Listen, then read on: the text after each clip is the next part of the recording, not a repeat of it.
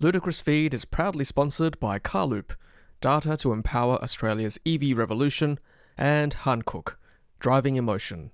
Good morning everyone, we are just leaving Melbourne this morning, so welcome to part 2 of the Sydney to Melbourne to Sydney road trip. And the Marriott Hotel were kind enough to charge our car to 100%, well actually 90% last night. I could have charged 100 but I forgot to zip it up to 100, but there it is. It was 90% this morning, so thank you Marriott. That should actually get us enough charge to get to Glenrowan this morning, Glenrowan BP Pulse. So that has saved us probably half an hour because we were down to 23% last night, so we probably needed to charge somewhere in Melbourne before heading out. So thank you again Marriott for doing that. Yeah, so this morning we're going to try to charge 3 times today because I really don't want to go back to Barnawartha North. Been there too many times already. And I might try a different strategy because we were so keen on charging only twice yesterday. And we were kind of relying on the fact that the Xpeng G6 would be compatible with Tesla superchargers, which unfortunately, as you saw from part 1, it was not. So today we're going to try a different strategy, 3 charging stops, and it'll be interesting to see whether we actually get back to Sydney within the same amount of time or less. Anyway, we'll see what happens, and we'll keep you posted as we reach Glenrowan in Victoria for the first stop. Okay, so here we are at the BP Pulse in Glenrowan. We're going to plug in. So if this works. Why do we have to pray in this country that charging equipment works? Unfortunately, that's the way it is at the moment. So charge, we can scan the QR code. Let's do that. Okay, hopefully you can see that. Connector 1. Let's do it. 65 cents per kilowatt hour, 150 kilowatts. Connecting, please ensure your car is plugged in. It is. Can you see that? App says the charge session is underway, so. Okay, that's good news. Yep, 38%. Excellent. You see that green ramp up? It's terrible, there's so much glare, isn't it? These screens. Oh, that's good. Energy's being added. Oh, this machine's hot. Yeah, it didn't suddenly click charging failed like the superchargers. That's very promising. Maximum's only 49 kilowatts because someone else is using this side. So there is a bit of power sharing going on, unfortunately. This person here is 39% as well, so unfortunately they can be here for a little while as well, unless they. And have we slowed them down as well by Probably. being yeah? Oh. So 49 kilowatt, is that the same as the Woolies one? It was about 40. Well, we slowed them right down. So what's the fastest this can go? It said 150. 150. So in the car, it's 59 minutes to get to 90%.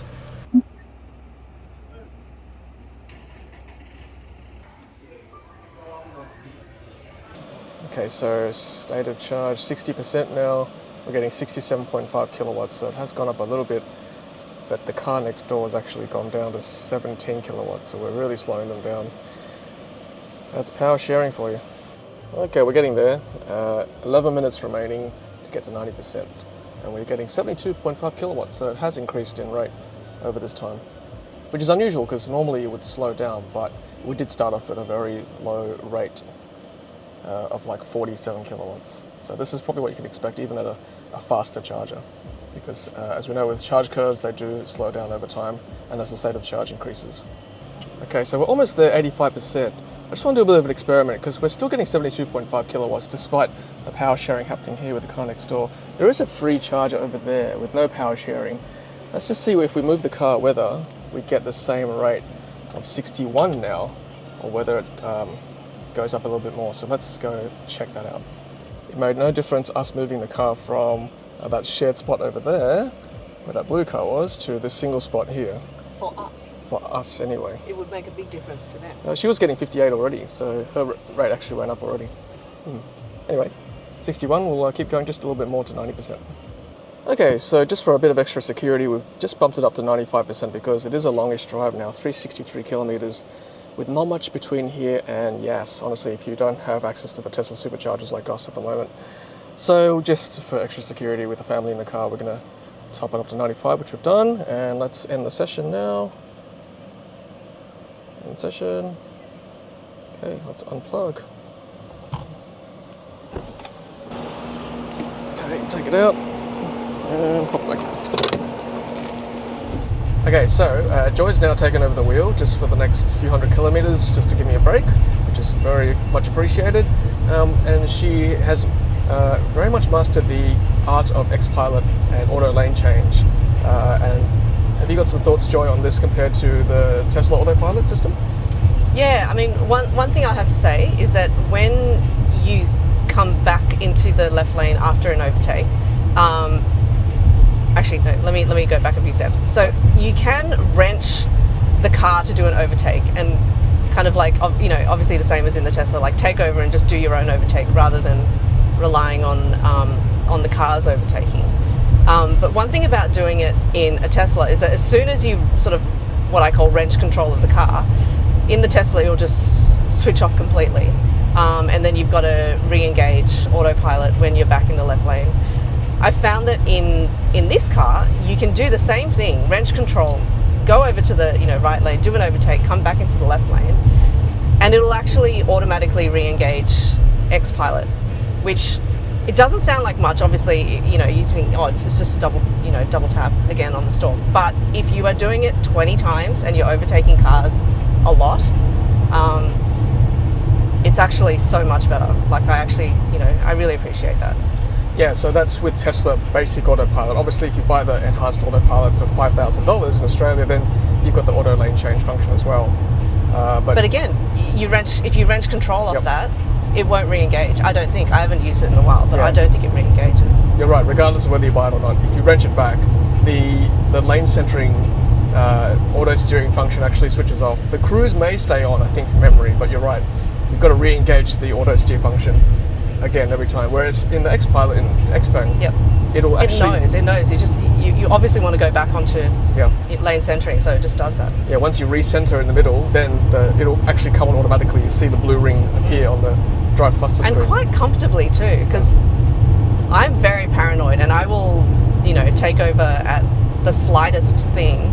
But I'm quite comfortable sort of handing control back to the car, if that sort of makes sense. Like normally, I never use autopilot back in Sydney, but I'm actually quite comfortable handing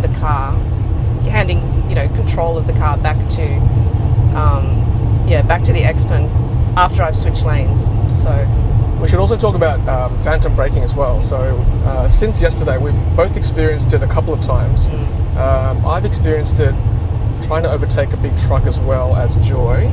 Yes, specifically one that has shipping containers. I don't know, like a really, really big one. Maybe a big tall truck, perhaps. And particularly if you're going at a very similar speed to the truck as you're overtaking. So for those situations, as in the Tesla, it's best to accelerate a bit more just to get past it. Around the curves in the city, on the city freeways, I noticed it a couple of times as well with nothing around me. But apart from those, maybe a handful of times. I had one weird one which was like completely straight road, no car in front, no car behind, no shadows. So I couldn't explain that one. But again, it wasn't a big deal. And it's not a sudden lurch or anything like that, so it's not too big of a deal. Yeah, clearly the car's cameras are seeing stuff that we can't see. Right. And you know what? I think the systems that are a bit better, like the Xpeng, the Tesla systems, you're going to have to expect a bit of phantom braking because it's probably on the more sensitive side compared to some of the other EVs we've tested that don't have much phantom braking. That means it may not be potentially picking up a few things compared to these systems. So it's a bit of a double-edged sword, unfortunately. Well, one thing is that, like the Tesla, I've never felt that it was going to weirdly drift out of its lane or anything like that. But again, I guess I've only driven the Tesla in this one, but I feel like I wouldn't really even trust lane keeping, honestly, in other cars. But again, I guess I haven't really driven them. You'd have to comment on that. Yeah, definitely. I've driven a lot of cars, as you guys know, and this is a very stable system. Other cars tend to drift out and don't actually warn you when it disengages. That's the worst thing. It's very dangerous, whereas this one will tell you if it's temporarily disabled for whatever reason. Okay, and the car's nav is telling us we will have 77 kilometers on arrival. So we should go ahead and just trust the car, see where it takes us. Okay, so Joy is driving like an absolute champion, down to 33%, and the car's telling us we have 93 kilometers left on arrival, another 63 kilometers left to Woolies Chargefox, and that, my friends, is the point of no return for us. That is the last DC fast charger before Yass, but I think we should be able to make it thanks to Joy's driving. Okay, so we should really be able to make it pretty easily. 19 kilometers left, 14 minutes, and the car's saying we'll have 85 Ks remaining, 22% state of charge, so pretty confident we'll be okay. So our plan A has worked brilliantly thanks to Joy. And Joy, you've been driving for the last pretty much 3 hours. I'm pretty proud of myself. Over 3 hours. Yeah, because we thought initially we were going to do a swap, isn't it? Yeah, that we were going to swap halfway. at one point, but I haven't needed to. This is a very, very, very comfortable drive. Like, seriously, give me a good Spotify playlist and I can just keep driving for hours. I don't feel it at all. That's good to hear. Yeah, I think at one point I was thinking, like, I mentally thought I'd been driving for maybe an hour, and I think it said an hour 51 when I actually looked, and I was like, oh my goodness, I really didn't even feel it. So Fantastic. Yeah. Well done on a very good drive. We've all been very comfortable in the car with you, so. It also hasn't been stressful in terms of range, because I can see the dynamic range has always kept well above how much, how far away we are from our actual destination. There's been about 80 kilometers plus between the two. Yep. So that makes it, there's no range anxiety there. Yeah, that's good. Yeah, so dynamic range is good for this car because it's pretty accurate actually, as opposed to the WLTP or rated range, which is less accurate, of course. Good. All right, we'll see you guys in Yass. Okay, we made it to Yass, at least the turn off. I've got to say I've been very impressed with the estimated range remaining. It's been pretty much spot on the whole time, so well done, Xpeng. And we've arrived at the Woolies. It's auto park for me because Joy's parking it. But you saw how good Xpeng auto park was in part 1. Nice, thank you, Joy. So, Joy's driven for how long? 3 hours and 27 minutes. Excellent. And the average is now 18.9. Distance of 358.5 kilometres. Nice, 19% state of charge. Let's go plug in. And thank goodness Woolies Yass has 4 chargers here. DC chargers. Because we can't use the Tesla superchargers as you saw in part 1. There's 2 more chargers over there as well. And solar panels on the roof. Alright, let's get going. We are 7702, that's port A unlock. Preparing session. Handshake. These are pretty good chargers. I used them yesterday coming here, and they handshake pretty quickly. Nice big screen so you know what's going on. There we go. And away we go. Nice. And it correlates with the app, so you can go inside and get some food and whatnot, use the bathroom, which there is one. There is one toilet in there. Let's see where this goes up to. Okay, so 39.7 kilowatts. Yes, it is slow, unfortunately, but we have no other choice currently in Yass because we can't use the Tesla V4 superchargers you saw in part 1. So we'll try and maybe get it to 60% because to get to 90% is just way too long. I'm not staying here for 2 hours. And then we can charge up again somewhere else. Otherwise we'll be here much too long. As good as Woolies is, there's only so much time you can spend here. Okay, so if you thought 40 kilowatts was bad, what happens if you drop to 19 kilowatts because someone else has joined us on the shared power unit? Yeah, so it's even longer now to get to 90%, so yeah, no chance I'm staying here too long. But as you can see on the nav here, I want to top up just a little bit more and then we'll get going and charge at Sutton, which has got faster charges. And that should be the last stop before going home to Sydney. Okay, so this is kind of getting beyond the joke. It's way too slow because another car's joined us, and that's fine. But we will stop charging because it's pretty much 40%. That's enough for us to need to go next. So stop charging. Stopping there. All right, let's head off.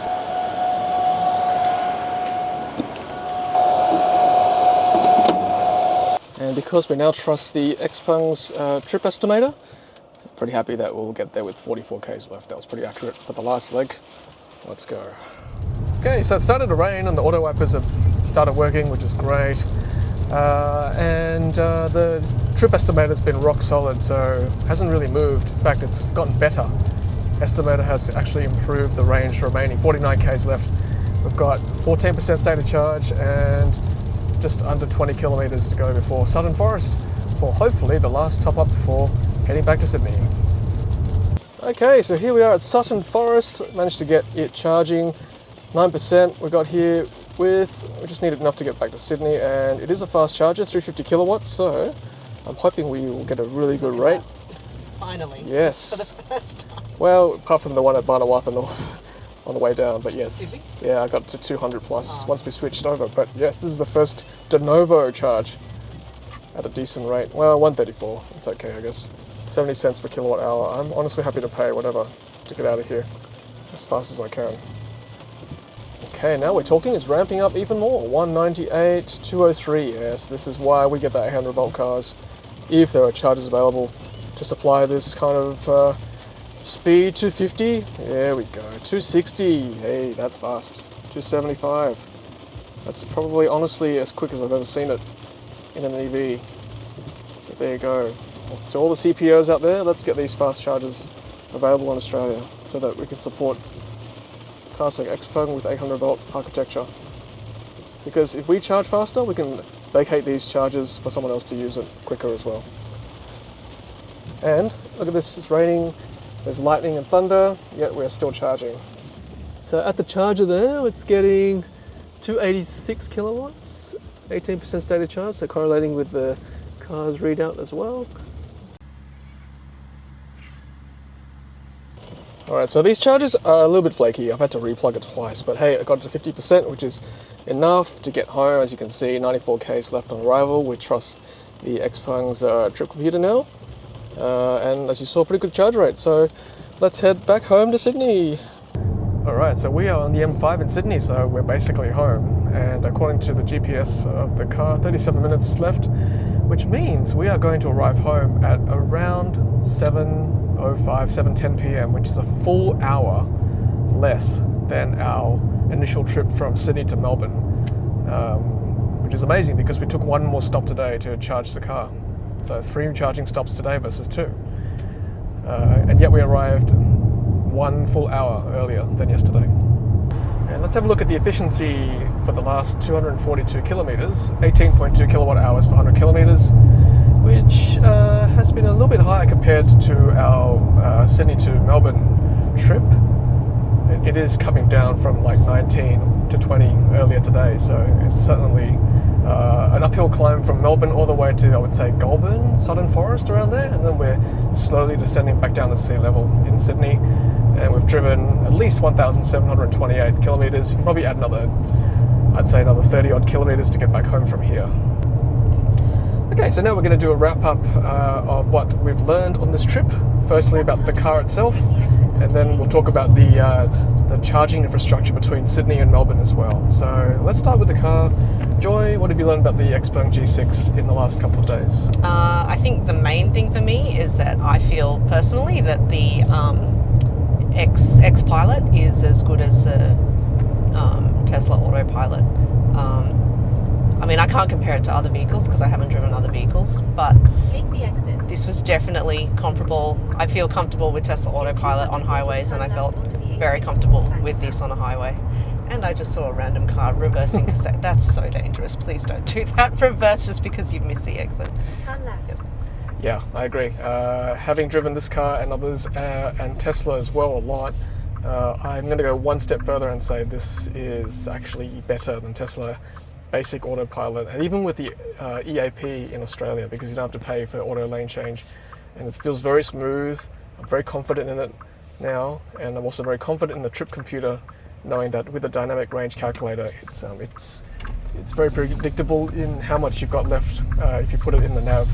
So hats off to Xpeng for doing that. I'm also going to talk about the ride quality and the drive quality. The suspension is actually really good. Saying that now on this road, but on the highway it's very good. And very comfortable as well. Very well insulated from a heat point of view, and also from just from a noise insulation as well. So it's a very comfortable ride for myself, the driver, and also when I was a passenger in the passenger seat, it was actually very good as well. Yeah, I mean, for me, the fact that I could do a 3-hour, 20-minute drive and I didn't really feel it at all, I think that speaks volumes, because normally I'd be, even just a normal school week, I'd be tired from driving, but I didn't feel this 3 hours 20. Which leads us now to lessons we've learned about the charging infrastructure, including the fact that we can't charge at a Tesla supercharger yet in this Xpeng G6. Let's first talk about the infrastructure between Sydney and Melbourne, because for me personally, Sydney to Melbourne, it's not ready yet. It's not ready for prime time. It's unless you're in a Tesla, let's face it. If you've got a Tesla, or you can charge in a Tesla supercharger, but everyone else, it's not quite there, particularly the stretch between Albury and Goulburn, in that middle section, that watershed section between Sydney and Melbourne. Do you agree? Yeah, definitely. Like, even when you look at PlugShare, it's like broken, or coming soon, but I mean, that doesn't help us now. But yeah, mostly broken, one available. It's not really worth driving there to try or test. Yep. And they're not fast either. They're the slower chargers. Yep. I'm not going to say anything too bad about the Woolies at Yass, because thankfully it's there. Even though it was slow, I'm glad it was there, because without that, we'd actually be in a lot of trouble. We used it both days. Yeah. It was actually critical to our Sydney to Melbourne. It was a lifesaver. Yeah. Literally. Yeah. If we had access to the Tesla superchargers, it would be a different story. We would charge at Yass and Albury. That was our initial plan. And then we'd be done. We wouldn't have this conversation. So the question, Joy, is, as it stands, unless Xpeng fixes this, is it enough of a deal breaker for someone who drives that route a lot, knowing they can't use the Tesla superchargers at the moment? I mean, for me, it's a moot point, because I currently have a Model Y. But it does mean that I wouldn't consider changing to any other car until I know it can definitely charge at a Tesla supercharger as well. So, yeah, I mean, it doesn't matter that it can actually charge so quickly if you can't actually use something that can charge that quickly. Yeah. That's a good point. Yep. Yeah, as good as the car is, as fast as the 800 volt charging is, if the infrastructure can't support it yet, or it doesn't have access to the Tesla superchargers, then you have to question that. And hopefully, Xpeng, if you're watching this, you've got to get this fixed ASAP, because people in the know, especially the early adopters who buy this car, they have to be aware this is the limitation currently. Yeah, I mean, yes, it was fun to have that one time we could take advantage of the speed of the fast charging speed. But of all the, charging places that we went to visit, it's once that we could just pull up and plug it in. Yeah. Otherwise, honestly, this car is close to being perfect, almost sublime. It's a really nice ride. I think all of us can agree in the car here. So I think, from this point, I just want to thank Xpeng Australia for loaning this vehicle for the last couple of days. It's been a pleasure to drive, and it's been, interesting charging between Sydney and Melbourne. Like, if you're getting close to Sydney or Melbourne at either end, it's no problem. There's probably enough charges once you pass Albury towards Melbourne, and then once you pass Goulburn towards Sydney. It's just that watershed area. Yeah. So this is a call out to Evie, Chargefox, Explorer, and all you guys need to up your game a little bit. And if anyone else out there from overseas is watching this, you need to get yourself here to cover that area between Goulburn and Albury, just to make it easier for us. Yeah, and look, honestly, I think people, they don't mind paying more to, even if it's a super fast charger and it's more expensive, people don't mind, because when you're on a road trip, like every 5 minutes counts. I just want to get out of there quickly to my destination. Honestly, I'm happy to pay a bit more for that privilege. All right, well, from Joy and myself, and also the kids, on behalf of all of us, thank you so much for watching. Thanks, Xpeng, and until the next Ludicrous Feed video, as always, happy charging.